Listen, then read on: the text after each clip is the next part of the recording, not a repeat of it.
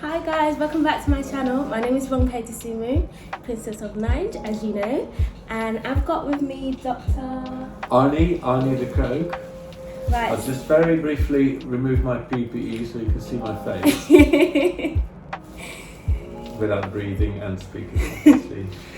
Great. So today I did mention that I was gonna have my consultant come in and kind of like go through questions that you guys have about the bone marrow transplant. So what makes a person eligible for the bone marrow transplant?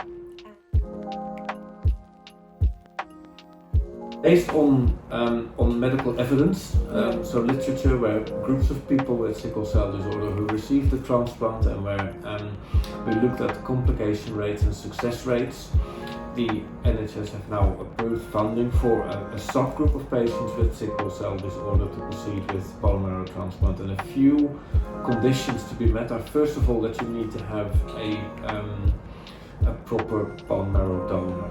Right. And it's important that the donor of your bone marrow is, generally a brother or sister with the same, what we call HLA type. And an HLA type is a little bit the same as a blood group, but rather than a blood group for the red blood cells, you could sort of call it the tissue blood group or the tissue group. And the reason why that's important is that if there is a mismatch, you're looking at a much more complicated outcome of the transplantation.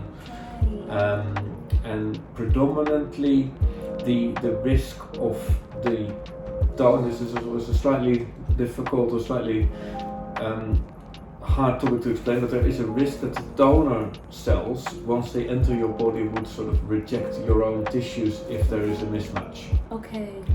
And in certain conditions, for example, leukemia or cancer, where let's say you've got an awful lot to lose, we tend to take more risks than in a condition like sickle cell disorder, where let's say you have got much more to lose from a failing transplant.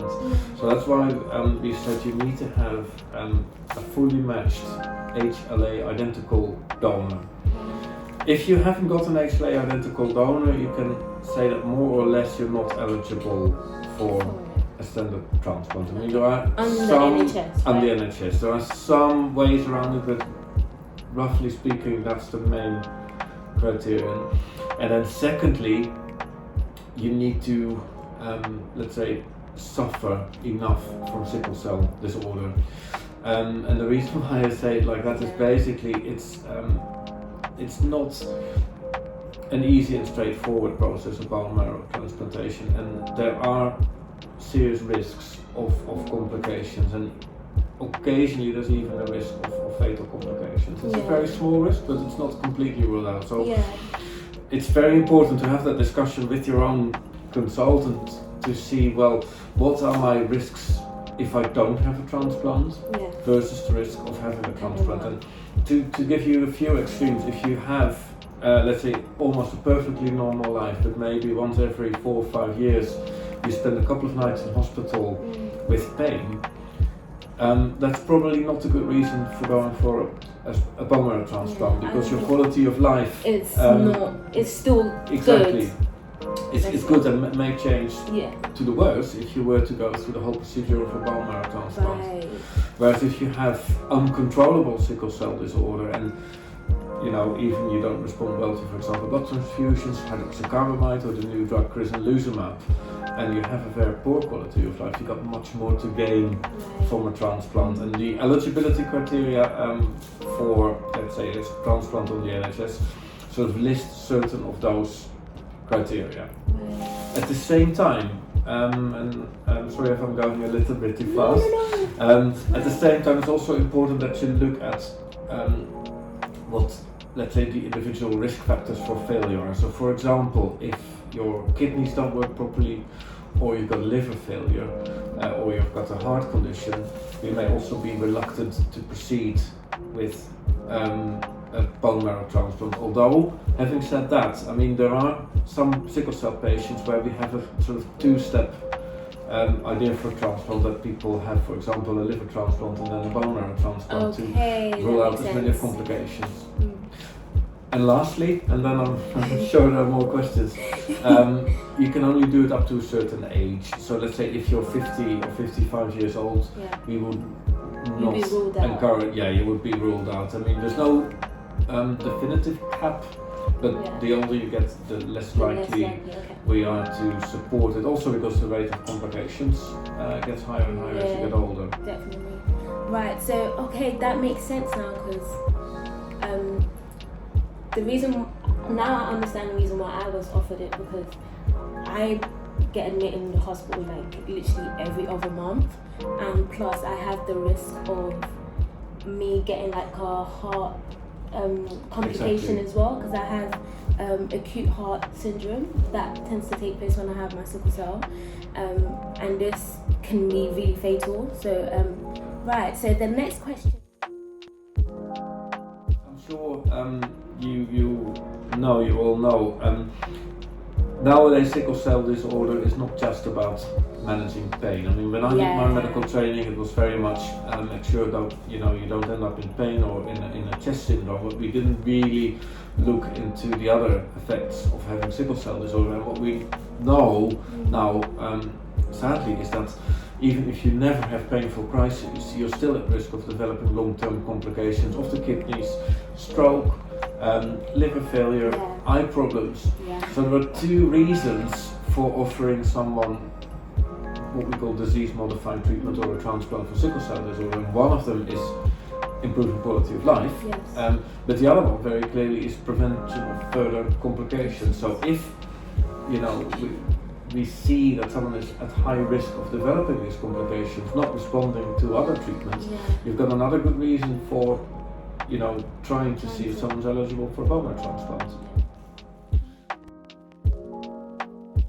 There's a lot of sort of, I would almost say, magical thinking about what a bone marrow transplant is, and very often people think it involves drills and all kinds of other horrible things. I'm not gonna lie, I feel like that was one of my my mind was literally like, oh my days, I'm gonna go under surgery, I'm gonna do this, it's gonna happen, I'm gonna be knocked out. My mind was literally going all over the place, like as to how it was gonna happen, until I was told, like, okay, it's not actually a surgery, it's an implant, there's a difference. So I'll let Dr. explain it. It's surprisingly simple, actually, if not disappointingly simple. But so the stem cells, we prefer calling it stem cell transplantation rather than bone marrow transplantation, because the bone marrow is not really involved. But obviously, stem cells, the cells that produce red cells and white cells and other cells, they nest in the bone marrow. But we have got we call it growth factors that will release the stem cells from the bone marrow into the bloodstream. So if you want to collect stem cells, here's your nurse. And she's going again. Probably wasn't important. No. If you give someone an injection with these growth factors, the stem cells basically leave the bone marrow and go into the bloodstream, and then you can use any form of blood collection method, most often with what we call an apheresis machine, so that's something that draws a large amount of blood. And you can filter the stem cells out of the bag into the container that will then be processed in the stem cell laboratory, often frozen until needed. And then similarly, the other way around, when you're receiving stem cells, you don't have to physically put them into your bone marrow. You can just infuse them into the bloodstream. And bone marrow cells or stem cells have got homing devices, as in proteins on their surface that will recognize the environment of the bone marrow. And so once they sort of flow through the bone marrow on their way in the circulation, they will sort of settle down and start seeding and growing new blood cells. Wow, that's such a clever way. It is, it is, but it feels remarkably simple, because it's just a simple bag that looks like a blood transfusion, but it will home to your bone marrow. Wow, that's amazing. I didn't know that's how it worked, but hearing it being explained, it's actually amazing how our body works. yeah, your cells know where they belong. It's really fascinating from that perspective.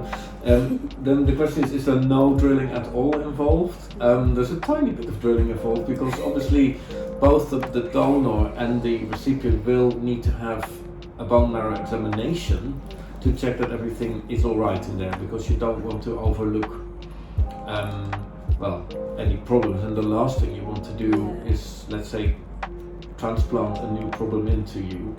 And that's like a minor biopsy. How was that for you? Yeah, that wasn't actually as bad. It was pretty normal. I think maybe because I'm kind of like used to pain, like my pain tolerance is quite high, but so for him they had to give him a couple of injections that he had to take so that he overproduces. That was the growth factor, yeah? Yeah. So, and then during that time he basically had a little dose of what I do when I have my episodes and crisis, but a fan of needles. So obviously I'm used to, like, you know, there's different, I didn't realize there's different size. Like I know, but like I never realized they're quite big.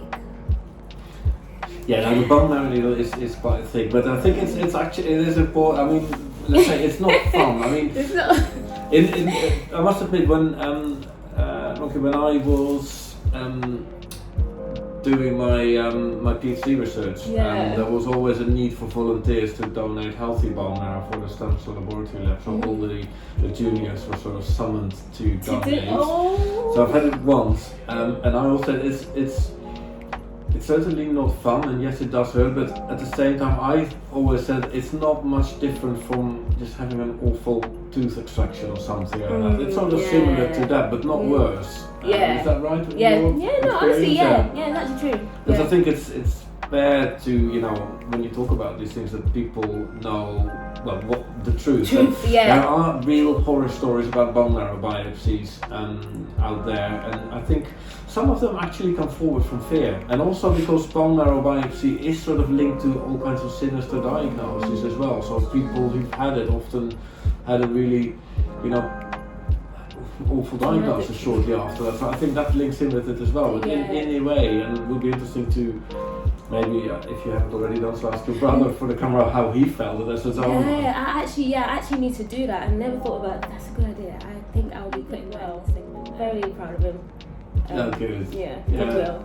No, I mean it's one of the, well, I think the most beautiful things you can do for a family member. And at the same time, if I may digress slightly, I had a chat with one of our patients recently.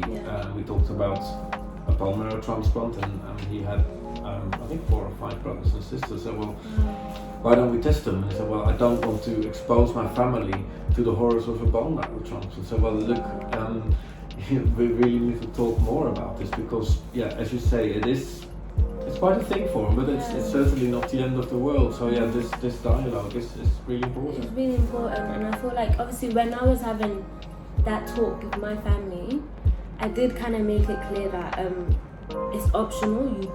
They don't have to do it, because I did say it is a big thing. Do you know what I mean? Like, you're having to give me some of yours, and like, you know, with some people it takes a while for them to also recover. So I was just like, I think with these things you have to be as open and as honest as you can, but I guess them seeing me go through pain was enough to be like, you know what, doesn't matter, we'll go for the test, and whoever's your match will, you know, we'll do it, because if it means a better life for you and great opportunities for you, then why not?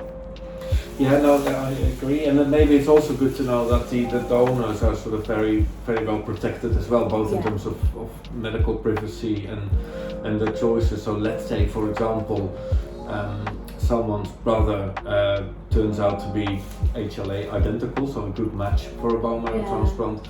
They will then always have a formal medical examination, and it will be checked with them in private whether there are any let's say, reasons why they may want to object against it. Yes, I remember that. And also whether they may have a medical condition that stops them from, going through a transplant. And there are all kinds of things that you can think of that you may not want to share with your family. Yeah, it's true. So even if you are, let's say, nervous about it, there's something you don't want to share with them, but all the transplant team will say is, yes, you are a match, but you're not suitable as a donor, without giving any further reason. So we really protect our donors as well, and we will never put pressure on a family member or a donor to proceed with a transplant or a stem cell donation in this case if you don't feel comfortable. Yeah, I think that was definitely made clear, because it was different handlers handling us. So like I had obviously my usual specialist team, specialist nurse, consultant, and all that, and it was literally completely different nurse, completely different consultant that was obviously in coerced with my brother. So I literally had no idea what he was like. Literally had nothing to do with it apart from me then finding out that he agreed and he's gonna go through it. So yeah, I think they do take privacy it's pretty important. So yeah, and I think the last one I think is that's the biggest area of discussion, the biggest area of concern as well. So in the sort of previous section I said, well, it's a very easy peasy procedure in terms of stem cells in, stem cells out, but it's not that simple in the slightly longer term. So what is crucially important is that we basically modify your immune system for this to happen.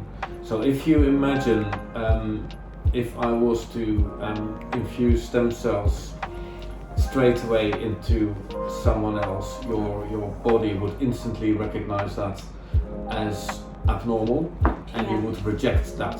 For example, if a bacteria intrudes your bloodstream or whatsoever, your immune system will immediately kill that. So if we were to give you your brother's stem cells without any preparation, your body would instantly destroy all of them. So we need to basically paralyze your immune response completely in order for your brother's cells to be tolerated and settle in the bone marrow. And then the next phase is also very important, because if we subsequently would let your brother's bone marrow cells, stem cells, basically do what they want to do, they would start swirling around and think every single bit of your body, thinking, hang on, that's not mine, hang on, that's not mine, hang on, that's not mine. And then your brother's cells will attack your body, every single part of it, your gut, your bowels, sorry, that's the same, your skin, your liver. So that's the bit where it becomes complicated, and also why that sort of HLA match is important. So initially you receive treatment to basically completely paralyze basically your immune system, and we do that with a combination of T cell therapy, so anti-immune cell therapy, and also radiotherapy, which basically, it's almost like a nuclear attack or something like that. And the result of that is that your immune system won't work, and also that your own bone marrow will sort of shrink and disappear. And so that's why your blood counts are gradually going down at the moment. And then we give you drugs to continue to suppress your immune system at a lower level, and give your brother's bone marrow the opportunity to grow without attacking you. And then over the course of several months, we'll sort of slowly tweak that medication. And the side effects of a transplant are both related to the early treatment to paralyze your immune system and to clear your bone marrow, as well as to the long-term, let's say, battle between your brother's donor cells and your immune system. So the immediate risks are related to the fact that your own bone marrow will give up working over the next 2 weeks to 3 weeks, and actually today was the first day that we saw your white blood cells drop. And that obviously means that you're more prone to infections and bleeding risks, anemia, fatigue, those kind of things.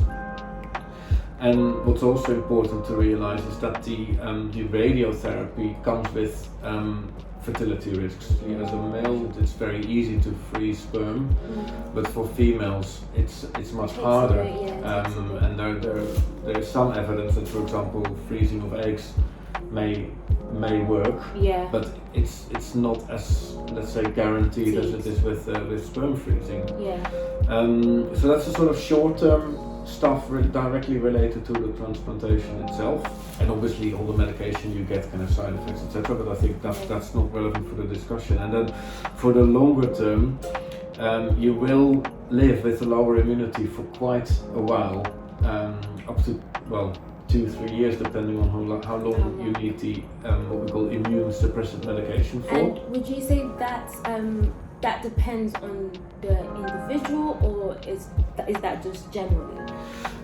Generally, let's say if you're doing really well and you can taper and discontinue the immune suppression exactly according to the timetable, obviously it's a quicker recovery than if you develop complications of rejection by your brother. So let's say if you have that rejection by the donor cells, which we call graft versus host disease, you will need to go back on a higher dose of immune suppressing drugs, and that battle can sometimes take considerable time. So let's say that's the other big risk of a bone marrow transplant or stem cell transplant, is that you develop this graft versus host disease of, some people have a mild reaction of the skin, for example, or the mucosa, the lining of your mouth, or your bowels, but some people have severe diarrhea or hepatitis or liver inflammation, and that can be quite horrid.